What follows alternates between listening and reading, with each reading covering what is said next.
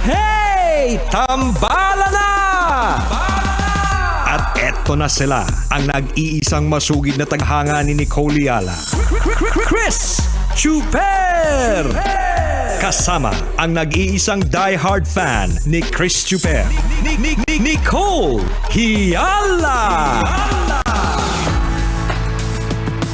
Mula sa Mahiwagang Burnay, ang kwento.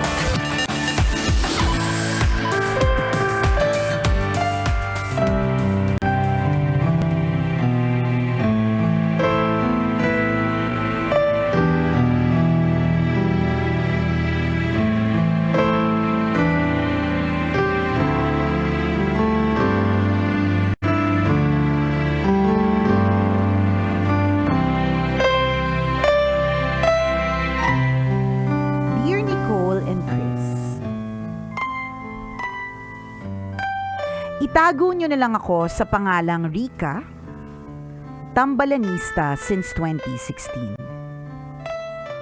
Sumulat ako sa inyo dahil nais ko sanang sariwain ang mga alaala ng aking namayapang ama. Katatapos lang kasi ng 6th death anniversary niya.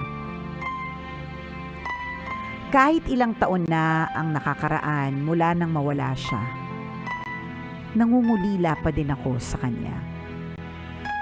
I am sure malaking tulong if I write about him.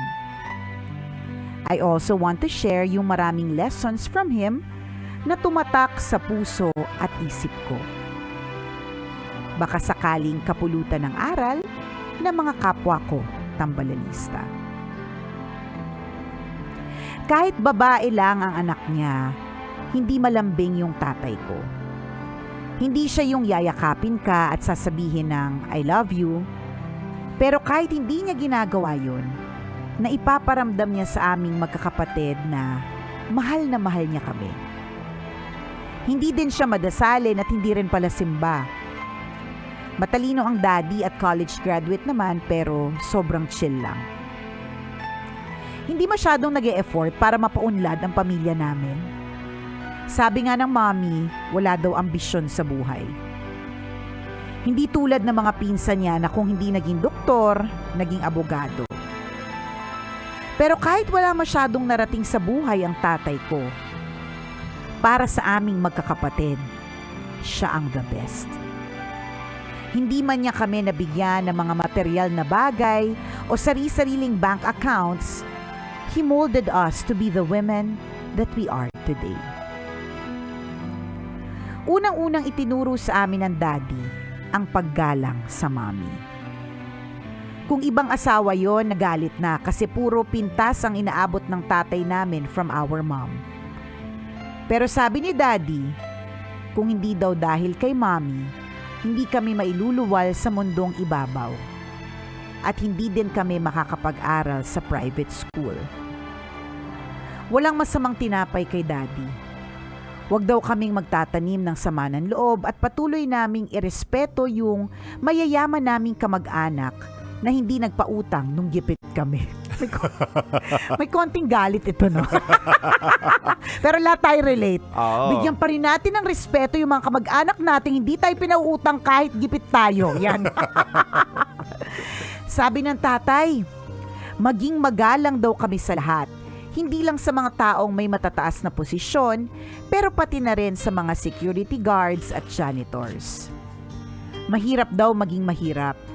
Kaya kung may maitutulong kami sa mga taong nangangailangan, wag na wag kaming magdadamot.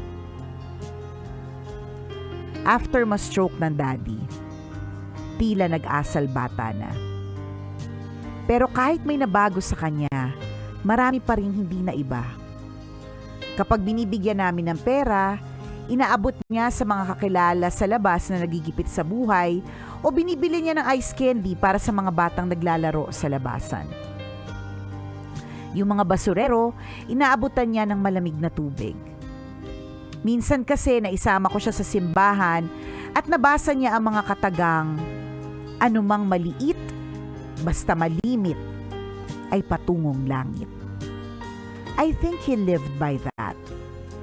in his own little way, he was consistent in being a blessing to those around him.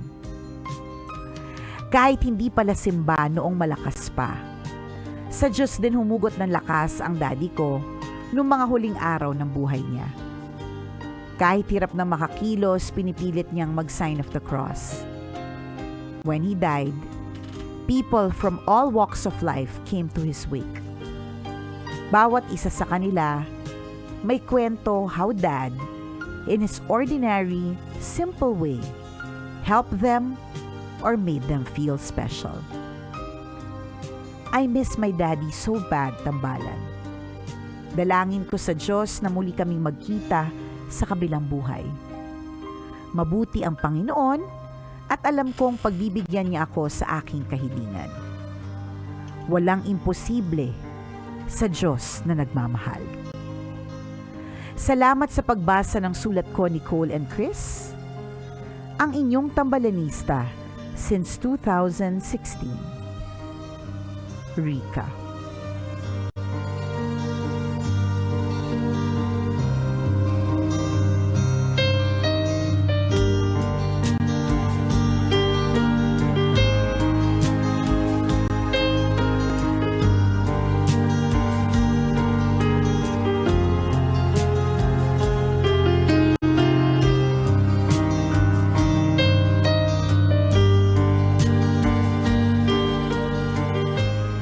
Hello, Rika! Napaka madamdamin. Punong-puno ng emosyon, punong-puno ng pagmamahal. Itong kwento mo, Rika, dito sa ating Mahiwagang Bornay. Grabe. Bonggang-bongga. Nakakailang araw na dagdag na ang Father's Day, ha? Kahit everyday talaga is Mother's Day. Pansin ko lang in the past few days, maraming mga bida sa kwento na Mahiwagang Bornay natin na ang bida ay mga tatay. Sinisimulan na daw na gawing month-long celebration. Aba. Ang Father's Day. Oo, ganun. Hindi pwede isang araw lang bida ang mga tatay. Oo, dapat Diba? lagi silang bida. Totoo naman, no, bida naman talaga ang tatay. Siguro talagang sadyang minsan yung nanay lang talaga yung hormonal, yung nanay lang talaga yung maemosyon, masalita, madaming pinupost, yan. Yung nanay yung hindi, Expressive correct, kasi. oo, yung nanay yung hindi masyadong chill, laging aligaga, ganun. Kaya naman siguro parang laging, it's the mother, yan, parang ibigay natin sa kanya. At saka katulad nga ng sinabi ng daddy ni Rika, no, bigyan po natin ng paggalang yung ating mga nanay. Diba? And I think that's really one of the best na itinuro ng tatay ninyo sa inyo. Apart from all the other lessons, diba? Yung itinuro ng tatay ninyo na magbigay ng galang sa nanay po ninyo. Kasi magiging ganun din ang, magkakaroon kayo ng ganung peg kapag ka nagkaroon din kayo ng relationship, diba Rika? Na ganito dapat tratuhin ang isang babae. Kung paano tinatrato ng tatay ko yung nanay ko. At ipinakita ng tatay mo kung paano yung dapat na treatment, kung ano dapat yung love and respect, kahit na si nanay medyo mahadera. Charot lang. Diba? Ang ganda, ang difference nun yan, partner, kayo, mga nanay, expressive. Yes. Mga tatay, impressive. Yan. So si nanay, extrovert. Si tatay, introvert. Ayun na Kami, naman tayo. nakaka-impress kami. Nakakaano. O sige na nga. Totoo naman. Dito pa lang naman sa kwento ni ni Rika, 'di ba? Very impressive yung kanyang tatay. Alam mo, iba-iba talaga yung iba-iba talaga ang bawat household. Tingnan mo to, no? Merong tatay na, di ba, it struck me when Rika said na yung tatay ko walang balak na bigyan ng pag-unlad yung pamilya namin. Siguro parang talagang in terms of financial, parang sapat na kay tatay yung sakto lang tayo, di ba? Hindi na naghahangad ng so much more. Hindi na alam mo, gusto niya ng Correct. chill life, di ba? May mga ganong may mga ganong klaseng mga tao at ganong klaseng mga tatay. Pero iba yung lesson na ini-impart nila. Hindi man yung tungkol sa kayamanan because it's not all about the riches, di ba? Pero grabe, ang yaman nyo naman sa kagandahang asal. Totoo Ibang yun. level. Nakakaano, ako din yun ang napansin ko. Baliban dun sa values, dun sa virtues na iniwan ng tatay nyo sa inyo, which is actually for me most valuable. Correct. Valuable? Valuable. Huwag kang ayusin mo, nakatutok sa atin si Ogie Alcacid. Ay, nako, Sir Ogie, nako, ano ba yan? Speaking of tatay, butihing tatay din yan, di ba? Isa sa mga Correct. talaga namang iniidolong tatay natin, Yes, Mr. Ogie Alcacid. Ayan, Sir Ogie! Uy, kailan ka bibisita dito sa Love Radio? Oo nga, events na lang nagkikita-kita. Correct, tama. Tsaka nag-guest na kami, ha? O yan. Pag meron kang alam mo na, Oo. bago. O, di ba? O kaya, meron ka lang gustong... Dalaw-dalaw ka lang. O kaya, Sir Ogie, baka meron ka lang, may extrang ulam kayo ni Madam Regine, di ba? Na gusto mong i-share sa tambalan. Tumatanggap kami ng tira. Tumitira nga kami ng panis eh. Tira pa ba, di ba? O, yun. Long time no see, Sir Yes, Ogie. nice to hear from you. And thank you for listening. Yan, Ayan, batiin mo naman sa showtime mamaya. Oo nga, why not? O ayan, partner, di ba? Ano yung bukod dun sa values na yan. ini-impart sa inyo ng tatay ninyo, di ba? It's the mindset. Mindset na that money is not everything. Correct. Hindi Diba? Kasi talaga lahat eh. totoo yun yung nagkaroon din ng impact sa akin, partner. Sinabi ng tatay mo na wala naman siyang pangarap na umunlad yung pamilya Correct namin. eh. May It's impact sa akin yun eh. Oo, may impact yun. Na hindi negative At hindi rin literal. Correct. Kasi may mga aspeto ng buhay na pwede mong pagyamanin Tama. na hindi lamang pera. True. And in this case, ang nakitang naming pinagyaman ng tatay mo are your values. Correct. At yun Diba? talaga yun eh. Kaya nga, nakakatuwa talaga yung ganun. Tapos plus partner, no, yung sinabi ni Rica na nung namatay yung tatay niya, doon ako talagang na medyo na teary-eyed ako ng kaunti. Kaya lang, hindi ko naman siya tatay. So bakit naman ako iiyak, diba? Tapos binigilan mo ng konti, binalik mo kasi sayang. Kasi binalik ko yung luha ko. Baka sabihin ba, tatay mo ba yan? Di ba makaiyak naman to si Nicole? Sareng, di ba? Pero yung what also struck me was, nung namatay siya, people from all walks of life ang dumalaw and everyone had a wonderful story about him.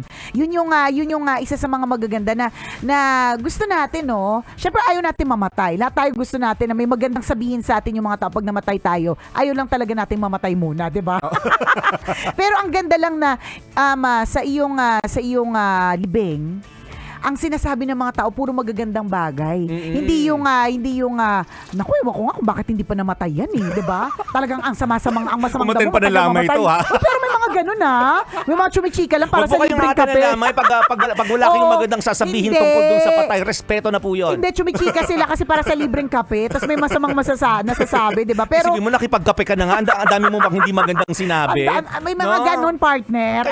Alam ko talaga yan. May mga ganyang klaseng tao, 'di ba? Oo. So, alam mo yan, ang ganda lang na habang nabubuhay ka, maganda kung may mga magaganda kang nagagawa sa mundong ito. Totoo yun. At may magagandang nasasabi yung mga tao tungkol sa'yo. Pero magkakaalaman talaga yun usually kapag ka namatay na eh. Totoo diba? yan. Ikaw, partner, pag ba? namatay ka, how would you like to be remembered? I would like to be remembered as a beauty queen. Change topic na tayo. Baliw talaga. Hindi mo tinakausap. Wag na. O, di ba? Wag na. Tsaka ayoko munang isipin Diba, ng kamatayan, partner. Hindi kasi mapapaisip ka rin eh. Tama, totoo yun, mapapaisip Correct, ka. tayong lahat na nakikinig ngayon, na nanonood ngayon sa FB Live.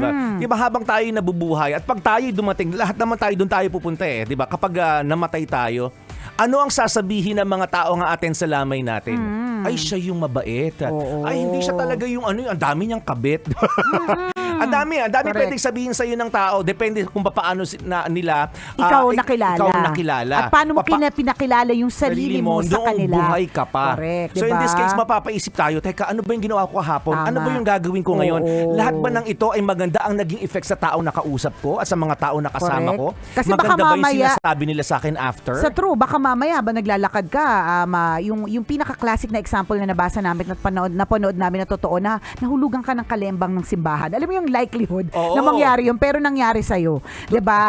Kapag yung mga biglaang mga pangyayari, meron bang maganda kang naigawa sa mundong ito, 'di ba? Bago. Siya yung matulungin sa kapwa. Yan, 'di ba? Naku, wala namang ibang ginawa yan kundi bumili ng paninda namin para ibigay din sa ibang tao, 'di ba? Ay, siya yung taong walang masamang tinapay. Correct, 'Di ba? Ang gaganda ng ganun. sinasabi. Tama. Hindi yung tingnan mo, naku, yan yung hindi nagbabayad talaga ng utang. Oo. Ang dami ka naghahabol dyan eh. Naku, Ay, naku. alam mo, gabi-gabi, iba-iba naghahatid dyan, di ba? Hindi ko alam kung sino may mali. Yung namatay o yung taong matay na lamay. Hindi ko talaga sure kung alin sa kanila ang may mali. 'Di ba? Pero ang ganda ng lesson that the dad of Rika is imparting to all of us, 'di ba? Yes, yes. Lalong-lalo na dun sa part na we treat everyone equally, especially yung mga tao. Yung sinabi niya na ba, ang hirap maging mahirap. So tratuhin natin ng maganda yung mga alam nating hindi nakaluluwag-luwag. Minsan kasi may tendency yung mga tao na tinatrato lang natin mabuti yung alam nating nakaluluwag-luwag. Meron tayong mahihita dyan, 'di ba? Pero yung mga maliliit na tao, hindi natin tinatrato ng tama. Sabi nga, totoo yan. malalaman mo daw talaga ang tunay na ugali ng isang tao kung paano niya tratuhin yung mga maliliit na tao. So ang daming dapat tularan dito sa Daddy ni Rika. Salamat, Rika, for sharing your story. Mabuhay ang mga tatay! Mabuhay!